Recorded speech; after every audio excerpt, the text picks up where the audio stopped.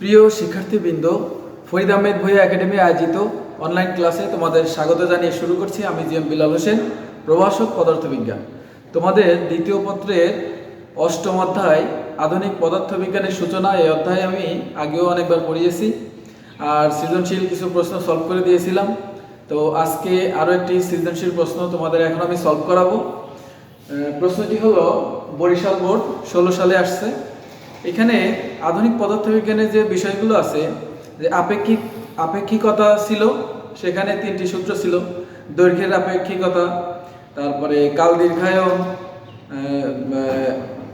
দীর্ঘায়ন ছিল, তারপরে ভরের আপেক্ষিকতা। এগুলো থেকে বিভিন্ন ম্যাথ আমি তোমাদের করিয়েছি। আরও একটি বিষয় ছিল হলো আলোক তড়িৎ ক্রিয়া, আইনস্টাইনের সমীকরণ। এই সমস্ত সমীকরণ সম্পর্কিত যে অঙ্কগুলো আছে, এগুলো আমি আগেও তোমাদের করিয়েছি আর এখন আরও একটি প্রশ্ন করাবো। তো তোমরা বোর্ডের যে প্রশ্নগুলো আছে, এই প্রশ্নগুলো বাসায় করার চেষ্টা করবে। যদি কোনো সমস্যা হয় তাহলে আমাকে জানাবে। আমি এ ধরনের প্রশ্ন কিভাবে সলভ করতে হয় প্রথমে সে বিষয় নিয়ে আলোচনা করব। এখানে যে বিষয়টি আছে, যে টপিকসটি হলো যে আলোক তড়িৎ ক্রিয়া সম্পর্কিত। তো প্রথমে আমরা আলোক তড়িৎ ক্রিয়া সম্পর্কে জেনে নেব। আলোক তড়িৎ ক্রিয়া হলো যে কোনো ধাতব পৃষ্ঠে যদি একটি নির্দিষ্ট কম্পাঙ্কের বা যথোপযুক্ত উচ্চ কম্পাঙ্ক বিশিষ্ট কোনো আলোকরশ্মি যদি ধাতব পৃষ্ঠে আপতিত হয়, তাহলে ওই ধাতব পৃষ্ঠ থেকে ইলেকট্রন নিঃসৃত হয়, ইলেকট্রন মুক্ত হয়। তারপরে আমরা কি বিদ্যুৎ শক্তি পেয়ে থাকি। তো এই যে ঘটনা, যে কোনো ধাতব পৃষ্ঠে উচ্চ কম্পাঙ্কের যদি আলোকরশ্মি আপতিত হয়, তাহলে ওই ধাতব পৃষ্ঠ থেকে ইলেকট্রন মুক্ত হয়। এটা হলো আলোক তড়িৎ ক্রিয়া বা ফটো ইলেকট্রিক এফেক্ট। তো এখানে আইনস্টাইনের একটি সমীকরণ আছে। আইনস্টাইন সমীকরণ হলো, এই যে আলো আসে, আলো মোট যে শক্তি নিয়ে আসে, সেই শক্তি দুটো অংশে ব্যয় হয়। তার শক্তির একটি অংশ হলো ধাতব পৃষ্ঠ থেকে ইলেকট্রন মুক্ত করতে সহায়তা করে, এবং বাড়তি যে শক্তিটুকু থাকে, এই শক্তিতে ইলেকট্রনটি গতিশীল হয়। তাহলে এখন আমরা একটি চিত্রের সাহায্যে বিষয়টি বোঝার চেষ্টা করব। দেখো, এইরকম একটি টিউব থাকে, টিউবে দুটি ধাতব পাত, একটি অ্যানোড এবং একটি ক্যাথোড। একটা হলো এ, একটা সি নাম দিলাম। এখানে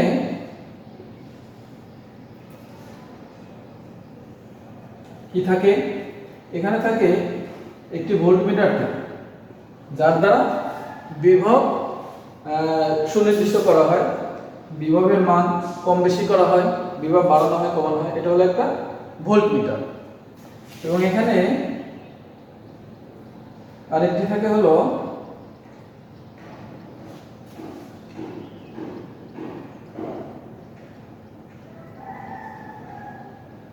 এইখানে থাকে একটি মিলিয়ামিটার, MA। এই মিলিয়ামিটারের সাহায্যে আমরা কি করি? মিলিয়ামিটারের সাহায্যে আমরা এখানে বিদ্যুৎ প্রবাহ নির্ণয় করি, যে বিদ্যুৎ প্রবাহ কত হবে।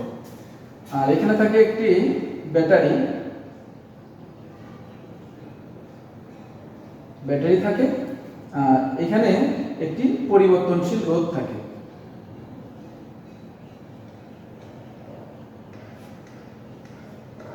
একটি পরিবর্তনশীল রোধ থাকে। আর এটা হলো ব্যাটারি, ব্যাটারির ধনাত্মক প্রান্ত, এটা ঋণাত্মক প্রান্ত। এখন এই যে এখানে এ পাতে দেখো, এখানে একটি ভোল্টেজ প্রয়োগ করা আছে, এখানে একটি ব্যাটারি আছে, একটি পরিবর্তনশীল রোধ আছে। তো এখান থেকে ভোল্টেজ কম বেশি করলে কারেন্টের মান আমরা দেখতে পারি। তো এখানে থিওরিতে আমি বিষয়টি সম্পূর্ণ পড়িয়েছিলাম। তো এখানে একটু সংক্ষেপে তোমাদের বোঝানোর জন্য বলি, যে এখানে যে আলোক রশ্মি আসে, এ পাতে যে আলোক রশ্মিগুলো আপতিত হয়, ধরো এখানে আলোক রশ্মি আপতিত হয়, একটি নির্দিষ্ট কম্পাঙ্কে আলোক রশ্মি এখানে আপতিত হয়। এটা হলো আলোক রশ্মি।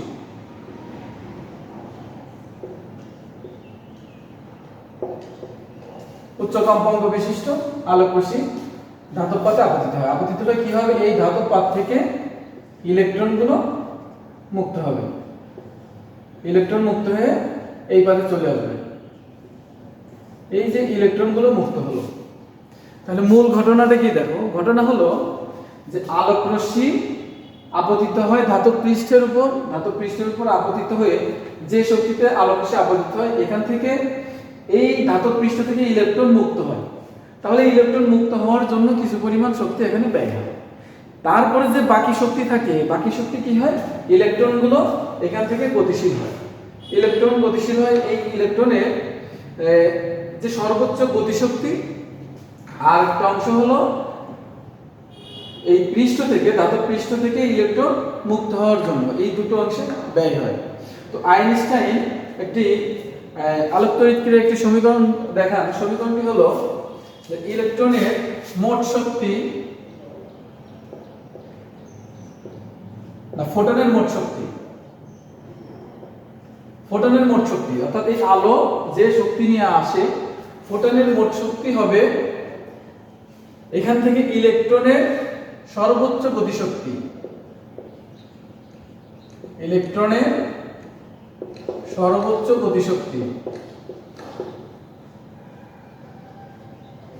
আরেকটা কি, আরেকটা হলো ইলেকট্রন মুক্ত হওয়ার জন্য, সেটা হলো ধাতুর কার্যাপেক্ষ, এটাও এক প্রকার শক্তি। আচ্ছা, তাহলে সমীকরণের সাহায্যে যদি আমরা লিখি E সমান ইলেকট্রনের সর্বোচ্চ গতিশক্তিকে k ম্যাক্সিমাম প্লাস আর কার্যাপেক্ষকে ফাই দ্বারা প্রকাশ করি। তাহলে দেখো এখানে সমীকরণটি কি আছে, সমীকরণ আছে E সমান k max প্লাস ফাই। এখানে E হলো ফোটনের মোট শক্তি, E বিকিরণের শক্তি, k ম্যাক্সিমাম হলো ইলেকট্রনের সর্বোচ্চ গতিশক্তি, আর ফাই হলো কার্যপেক্ষ। কার্যপেক্ষকটা কি, কার্যপেক্ষক হলো যে সর্বন্যূনতম যে শক্তিতে কোনো আলোক রশ্মি আপতিত হলে, ন্যূনতম যে শক্তিতে কোনো আলোক রশ্মি আপতিত হলে সেখান থেকে ইলেকট্রন মুক্ত হয়, সেই শক্তিকে বলা হয় কার্যপেক্ষক। অর্থাৎ কার্যপেক্ষক হলো শুধুমাত্র ইলেকট্রনকে মুক্ত করতে যে শক্তি ব্যয়িত হয়, কার্যপেক্ষক ফাই। এখানে ফাই সমান হলো এইচ এফ নট। এইচটা হলো প্লাঙ্কের ধ্রুবক এবং এফ নটটা কি, এফ নট হলো সূচন কম্পাঙ্ক, এফ নটটা হলো সূচন কম্পাঙ্ক। সূচন কম্পাঙ্ক কি, সর্বনিম্ন যে কম্পাঙ্কের জন্য আলোক রশ্মি বা ফোটন যদি ধাতব পৃষ্ঠে আপতিত হয় সেখান থেকে শুধুমাত্র ইলেকট্রন মুক্ত হবে, যে কম্পাঙ্কের জন্য সেই কম্পাঙ্ক হলো সূচন কম্পাঙ্ক। আবার এখানে দেখো k max, আমরা জানি গতিশক্তির একটি সমীকরণ আছে, k max সমান k সমান কি হাফ mv স্কয়ার গতিশক্তির সূত্র। তাহলে কি v ম্যাক্সিমাম হবে সর্বোচ্চ বেগ, তাহলে k max সমান half m v max square গতিশক্তি। আর যদি এই যে গতিশক্তি, এই গতিশক্তিটা কোথা থেকে আসে, যে ইলেকট্রন এবং নিবৃত্তি বিভবের গুণফলের সমষ্টি হলো এখানে মোট গতিশক্তি। অর্থাৎ k max সমান e v নট। এখানে v নটটা হলো নিবৃত্তি বিভব আর এই হলো ইলেকট্রনের চার্জ। আর এই যে ফোটনের শক্তি e হবার দেখো ফোটনের শক্তি e সমান hf, আমরা জানি e সমান hf। এখানে h টা হলো প্লাঙ্কের ধ্রুবক এবং f হলো আপতিত আলোক রশ্মির যে কম্পাঙ্ক, সেটি হলো f। আবার আমরা জানি f সমান c বাই ল্যামডা।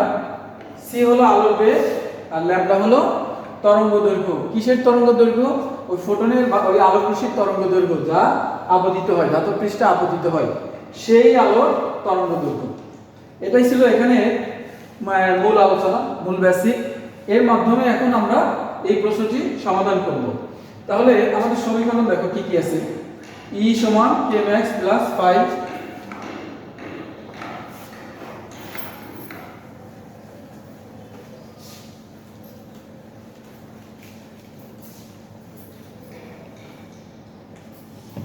আইনস্টাইনের সমীকরণ E সমান k max প্লাস 5। এখন E সমান হলো hf সমান k max হলো হাফ mv স্কয়ার আর 5 ফাই হলো এইচ এফ নট, একটা সমীকরণ। আবার এখান থেকে আবার লিখতে পারি এইচ এফ সমান কি C by lambda half M H C by lambda naught সূচক তরঙ্গ দৈর্ঘ্য। এখানে আরেকটা সমীকরণ আছে কে ম্যাক্স সমান ই ভি নট। এখন আমরা এগুলো একক এবং কিছু মান সম্পর্কে জানবো, কিছু মান আমাদের মুখস্থ রাখতে হবে। যেমন এখানে এইচ সমান হলো 6.63 into 10 power minus 34 joule second. C এর মান ধ্রুবক সি হলো 3 into 10 to the power 8 metre per second. এটা হলো সি এর মান। তাহলে এখন আমরা এই অঙ্কটি করার চেষ্টা করব। দেখো এক প্রশ্নটি হলো পটাশিয়াম পৃষ্ঠ হতে ইলেকট্রন নির্গত হলো। পটাশিয়াম পৃষ্ঠ হতে ইলেকট্রন নির্গত হলো, তার গতিশক্তি 1.4 ইভি। 1.4 ইভি ইলেকট্রন ভোল্ট এককে থাকলে এসআই একমাত্র জুলে আনতে গেলে একে ইলেকট্রনের চার্জ দ্বারা গুণ করতে হবে। 1.6 ইন্টু 10 পাওয়ার মাইনাস 19 দিয়ে গুণ করতে হবে। পটাশিয়ামের কার্যাপেক্ষক হলো 2 ইভি।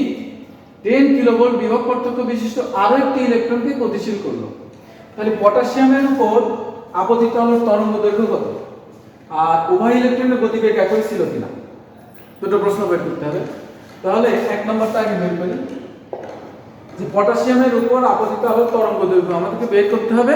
তরঙ্গ দৈর্ঘ্য আমরা জানি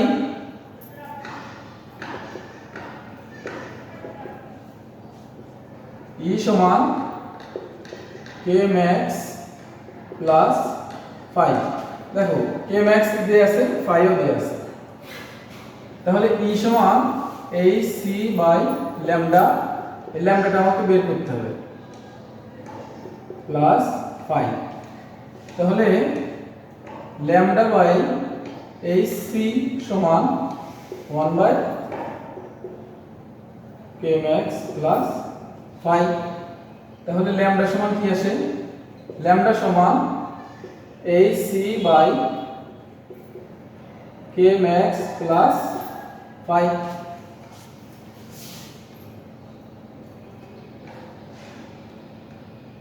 এখানে এইচ সমান 6.63 into 10 to the power minus 34 joule second. C হলো আলোর বেগ, C 3 into 10 to the power 8 metre per second. K max 1.4 eV, 1.4 into 1.6 into 10 to the power minus 19 joule. R phi হলো 2 EV, 2 into 1.6 into 10 to the power minus 19 joule. তাহলে আমরা এখন মান বসাই।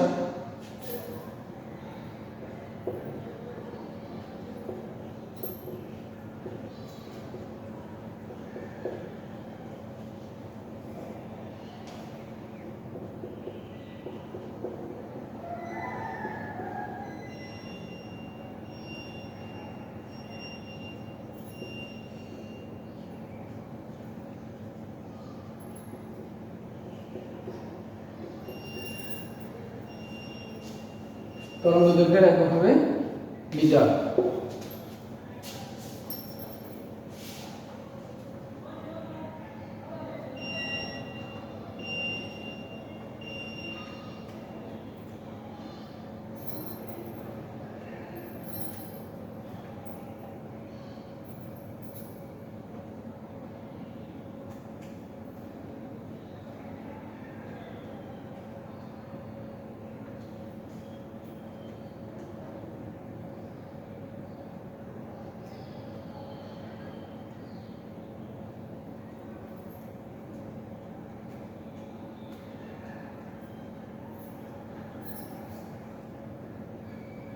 Answer আসে 3.65 6 into 10 power minus 7 এত metre.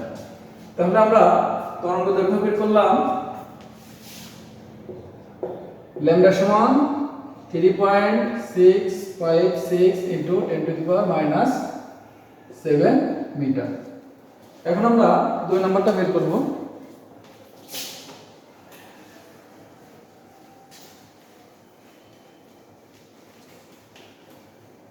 দুই নম্বরে দেখাতে হবে যে গতিশক্তি এক কিনা। দেখো উভয় ইলেকট্রনের গতিশক্তি, তো প্রথম ইলেকট্রনের গতিশক্তি বের করব। আমরা জানি k max সমান ½ m v স্কয়ার। প্রথমটার ক্ষেত্রে vm ধরে নিলাম, তাহলে এখান থেকে আসে vm সমান 2 k max by m তার রুট। তাহলে 2 k max 1.4 into 1.6 into 10 to the power minus 19, আর এখানে থাকে ইলেকট্রনের ভর 9.1 into 10 to the power minus 31 kg।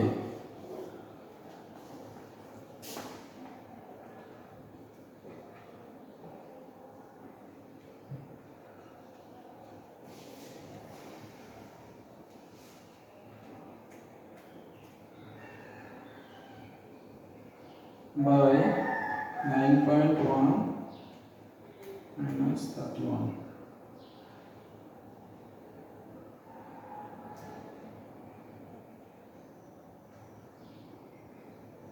নিচে হলো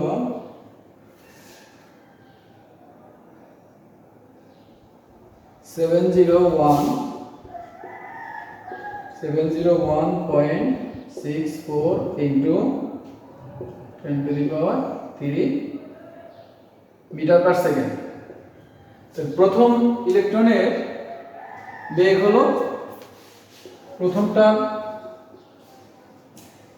701.64 into 10 to the power 3 metre per second, এটা হলো প্রথমটা। এখন দ্বিতীয়টার ক্ষেত্রে বের করব। দ্বিতীয়টা দেখো, দ্বিতীয়টার ক্ষেত্রে পার্থক্য হলো এখানে শুধুমাত্র বিভব পার্থক্য দেয়া, অর্থাৎ অন্য সূত্রের সাহায্য করতে হবে। দ্বিতীয়টার ক্ষেত্রে আমরা জানি k max সমান e v naught, নিবৃত্তি বিভব এখানে দিয়ে আছে 10 কিলোভোল্ট, তাহলে ½ m v স্কয়ার, এটা দিলাম vn, ½ m v স্কয়ার সমান e v naught, তাহলে vn সমান 2 ev naught by m। এখানে আছে 2, ইলেকট্রনের charge 1.6 10 to the power minus 19, আর v naught হলো 10 kilovolt, 10 kilo 10 power cube, 10 into 10 power cube by হলো 9.1 into 10 to the power minus 31।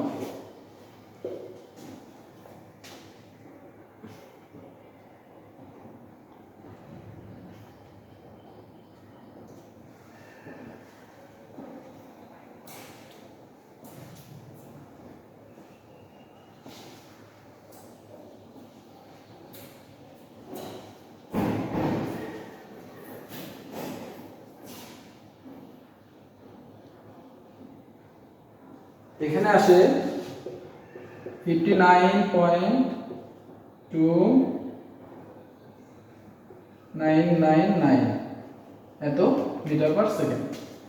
তাহলে দ্বিতীয় ইলেকট্রনের ক্ষেত্রে 59.2999 into 10 to the power 6 এত মিটার পার সেকেন্ড।